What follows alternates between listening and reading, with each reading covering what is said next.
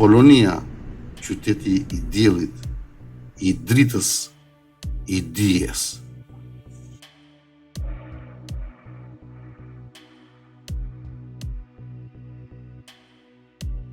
Fjala yll në gjuhën shqipe përdoret për yjet që ndriçojnë në qiellin e errët. Përdoret dhe për yllin më të madh që ne shohim dhe që na ndriçon më tepër, pra diellin. Hap yllon në shqip do të thotë të hapësh yllin, dritën, diturin, dijen pra diellin.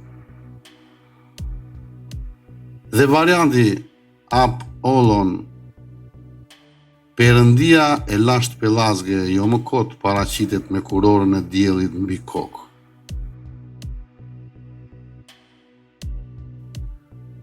Pra, siç e shihni qartë këto emra perëndisht të lashta, i spjegon vetëm gjuha e cila e krijoi. Gjithashtu, qytetet e lashtësisë që mbanin emrin e Apollonit, sipas gjuhës shqipe, duhet të jenë qytete të cilat hapin yllon, pra dritën, diturin. Le të njihemi sot me disa të vërtetat të qytetit antik që mban emrin e Apollonit.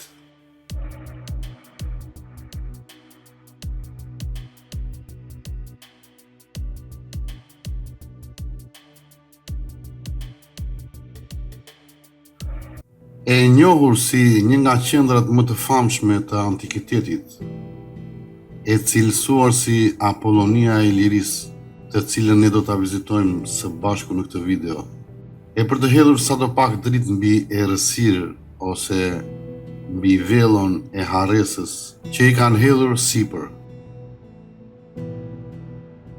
Apollonia, qyteti sipas akademikëve zyrtar, është themeluar nga kolonët grek. Apollonia përmendet për herë të parë rreth shekullit të 5 para erës sonë. E themeluar rreth vitit 588 para erës sonë nga kolonët grek, pra nga Korinthi dhe nga Korfuzi i sotëm.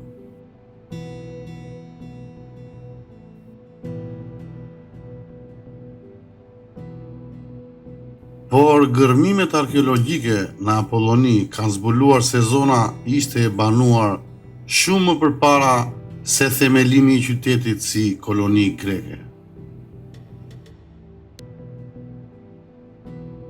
Dëshmitë arkeologjike tregojnë se Apollonia dhe rrethinat e saj ishin të banuara që nga periudha e Neolitit, çka tregon një prani të hershme të popullsive vendase ilire në këtë territor. Nga ana tjetër, analizat e testeve të ADN-s që janë bërë rreshtrave të gjetura në Apolloni dalin në përfundimin se individët nga Apollonia koloniale kishin më shumë lidhje me popullsitë parahistorike ilire se sa me grekët nga Korinthi. Pra, siç del në pa qartë, faktet nuk përputhen askund me ato që na thon shkrimet, ku mbështetet historia që ne mësojmë sot në shkolla.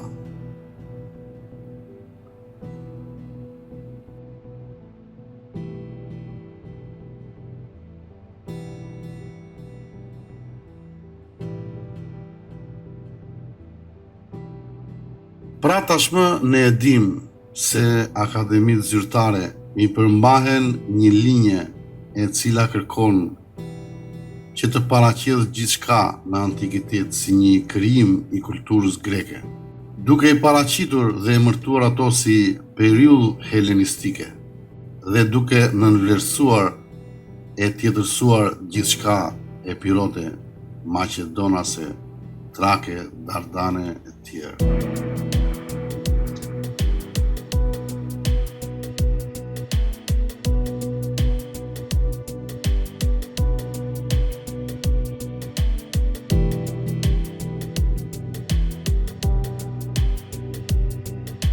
gjithë qytetet e antikitetit në territoret e Epirit dhe Iliris na i paraqesin si të krijuara nga kolonët grek, në toka që as nuk ju përkisnin.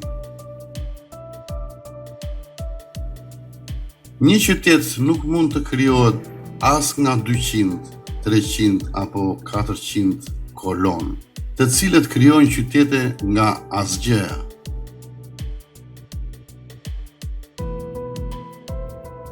Krijimi i një qyteti vjen si pasojë e një domosdoshmërie të banorëve vendas në rrugtimin e tyre të gjatë historik. Është ekskluzivisht nevojë e banorëve vendas në evolucionin e tyre qindra e qindra vjeçar në ato troje, që kërkon një kohë të gjatë, organizim, të ardhura monetare pa fund dhe shumë mund. Askush nuk mund të ndërtoj një qytet diku kuturu, aq më tepër në toka që i përkasin një etnie tjetër. E aq më shumë në ato kohra kur gjithçka që kishte të bënte me zgjerim territoresh zgjidhej me luftë dhe me fitoren e më të fortëve.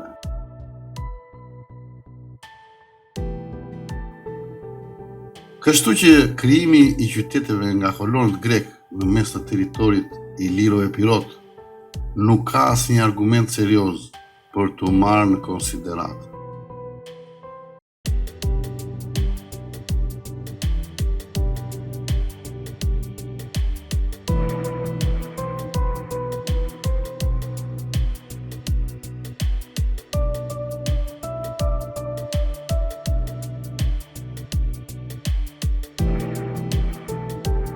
Gjithçka që përdor vija e Akademisë Zyrtare janë shkrime të gjoja shkrimtarëve antik, të cilët kanë përmendur se qyteti u themelua nga kolonët grek në tokat iliro-epirote. Por vetë shkrimet e tyre nuk janë as origjinale. Pra duket qartë se është një shpikje për të shkruar ato që donin vetë të shkruanin. Pra për të thurur përralla thjesht. E them shpesh, nëse kërkoni shkrime origjinale për antikitetin, do të gjeni vetë shkrime priftërinj mesjetar nëpër papiruse e lëkura të vjetra, të fshira e të rishkruara disa herë në gjuhët e tyre falso kishtare, të cilat nuk i fliste asnjë popullat veç këtyre që shpiknin histori.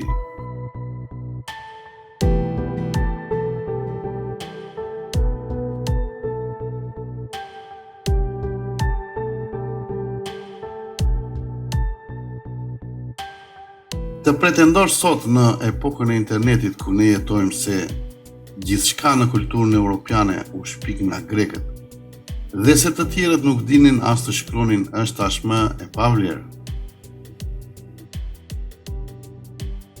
Gjithandej në përbot, kudo ku ju do të shikoni, ka gjurmë, fakte dhe artefakte pafund, të cilat nuk përputhen fare me linjën zyrtare që na tregojnë.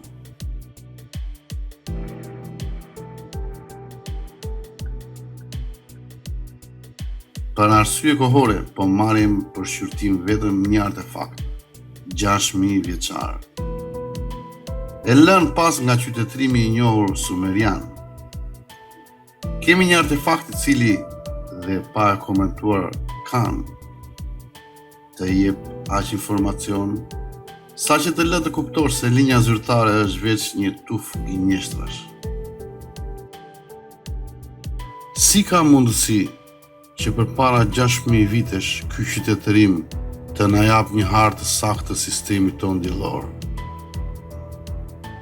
Dielli dhe planetet të pasqyruara në një mënyrë mbretëslënëse. Në historinë që ne mësojmë në shkolla si histori e vërtet, na thuhen data dhe emra të cilët vërtetuan për herë të parë se toka është sferike.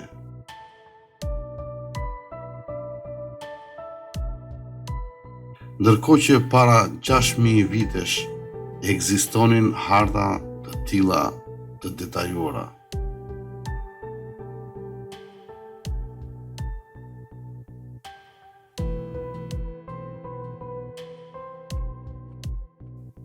Pra, në bazë të fakteve, përse në shkolla ne mësojmë sot akoma se si e gjeti dikush se toka na qenë ka sferike?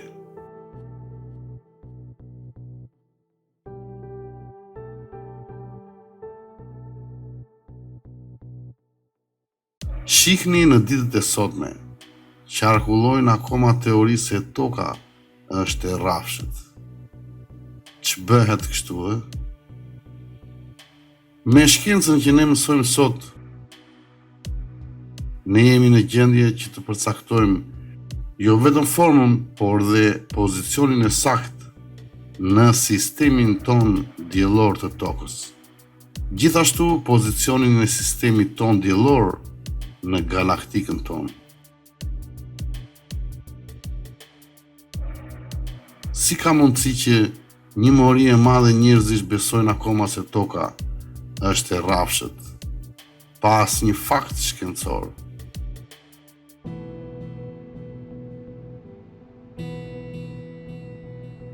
Kjo mbase është e thjeshtë, miqtë e mi, dhe mund t'ju sqaroj që të kuptoni sa do pak dhe ju. Njerëzit e kanë kuptuar se janë manipuluar pothuajse për gjithçka, duke filluar që nga historia për të cilën po flasim në këtë video, dhe duke shkuar deri tek ekonomia, feja dhe politika. Njerëzit kanë kuptuar se janë manipuluar, mashtruar dhe përdorur nga të gjitha anët. Ndaj, ata tani janë të prirur të besojnë çdo lloj gjërash të cilat bien në kundërshtim me ato që na kanë thënë.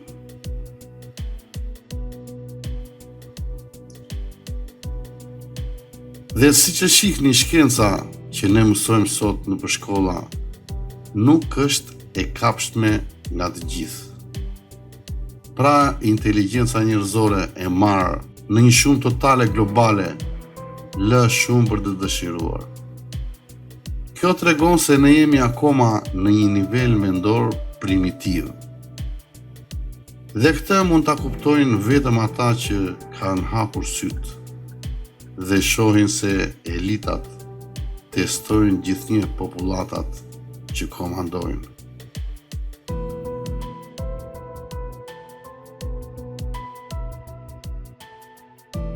Por le të kthehemi tek tema jonë. Nëse lexon thjesht në Wikipedia, për Apollonin shikon se është një qytet antik i cili është grabitur nga të gjithë ata që kanë bërë gërmime arkeologjike atje. Kjo tregon se kultura e Apollonis është tjetërsuar. Diku gjetk pra mund t'ju shfaqin një objekt arkeologjik të gjetur në Apolloni dhe t'ja u paraqesin si një histori tjetër, për diku tjetër duke thurur për radha të bukura historike.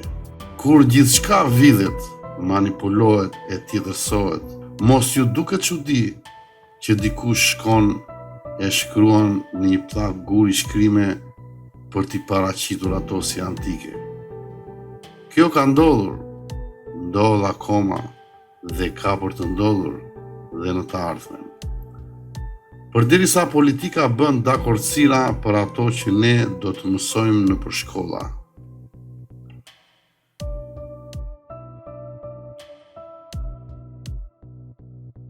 Greqia e sotme bën pakt me Turqinë, Shqipërinë dhe Maqedoninë e Veriut, hapur fare për përmbajtjen e teksteve shkollore. Dhe këto i thonë në për emisione lajmesh. Dhe ju kujtoni se keni mësuar historinë e vërtetë.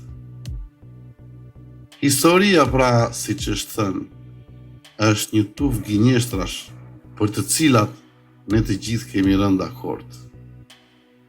Por fraza ne të gjithë ka kuptimin e elitave që komandojnë.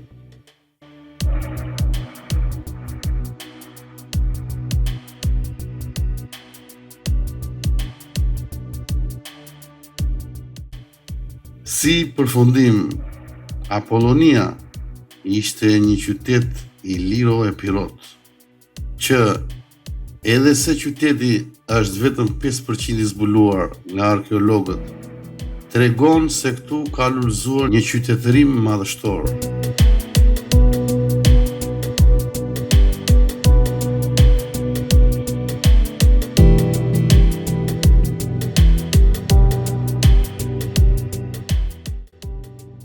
Këtu kanë studiuar e kanë marrë dije njerëz të shquar dhe historisë.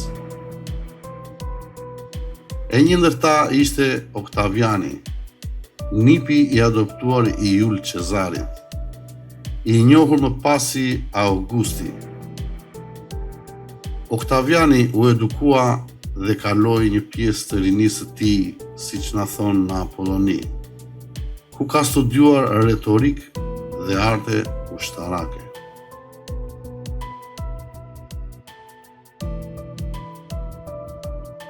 Ai ndodhi në Apolloni kur mori lajmin për vrasjen e Cezarit në vitin 44 para erëson, gjë që e shtyu të kthehej menjëherë në Rom për të kërkuar trashëgiminë e tij dhe për të ndjekur misionin e Cezarit. Pas kthimit të tij në Rom, Oktaviani mori kontrollin e legjioneve të Cezarit dhe u përfshi në një luftë civile kundër armiqve të tij, përfshirë Mark Antonin dhe Kleopatrën. Me fitoren e tij të rëndësishme, Oktaviani u bë sundimtari i parë i vetëm i Romës. Pra ai krijoi perandorinë romake, duke e kthyer Romën nga një republikë në një perandori.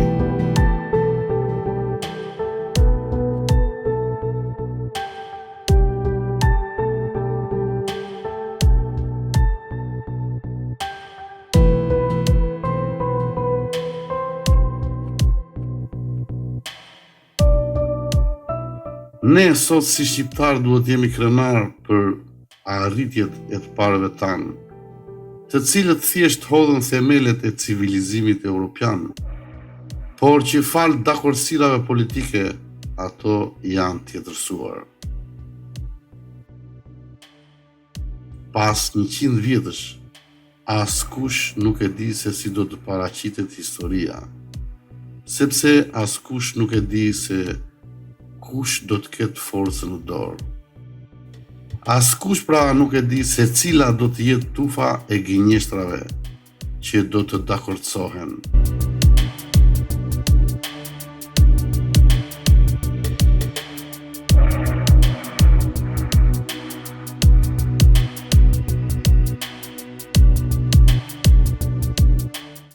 Një falënderim i veçantë i takon kanalit televiziv Star Channel, i cili ka shfaqur interes për publikimin e videove të kanalit ton.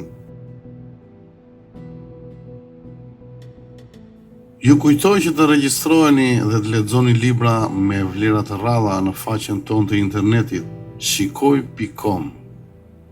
Të gjithë librat në këtë faqe do të mund t'i lexoni falas, pra pasi të jeni regjistruar. Shihemi në videon e radhës.